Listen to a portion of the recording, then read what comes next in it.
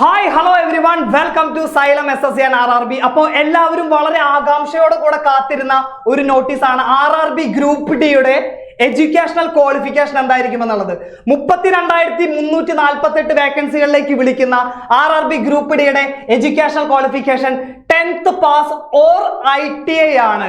അതായത് നമുക്ക് 10ാം ക്ലാസ് പാസ്സായവർക്കും ഈ എക്സാം എഴുതാം, ITI ഉള്ളവർക്കും ഈ എക്സാം എഴുതാം, ഡിപ്ലോമ ഉള്ളവർക്കും ഈ എക്സാം എഴുതാം, ഡിഗ്രി ഉള്ളവർക്കും ഈ എക്സാമിനായിട്ട് പഠിച്ചു തുടങ്ങാം. ഈ 32,438 എന്ന് പറയുന്ന ഈ ഒരു വലിയ വേക്കൻസിയിലേക്ക് എക്സാം എഴുതാനായിട്ട് സാധിക്കും. അതിനോടുകൂടെ തന്നെ നിങ്ങളെ ഈ ഒരു എക്സാമിനായിട്ട് കംപ്ലീറ്റ് ആയിട്ട് പ്രിപ്പയർ ആക്കുവാനായിട്ട് സൈലത്തിന്റെ യാത്രാ ബാച്ചിൽ നിങ്ങൾക്ക് ജോയിൻ ചെയ്യാം. ബാച്ചിന്റെ ഡീറ്റെയിൽസ് എന്ന് പറയുന്നത് നമുക്ക് നോക്കാം. ഈ ഗ്രൂപ്പ് ഡി യാത്രാ ബാച്ചിലേക്ക് നിങ്ങൾക്ക് 3000 രൂപയാണ് ഇതിന്റെ ഒരു അഡ്മിഷൻ ഫീസ് ആയിട്ട് വരുന്നത്.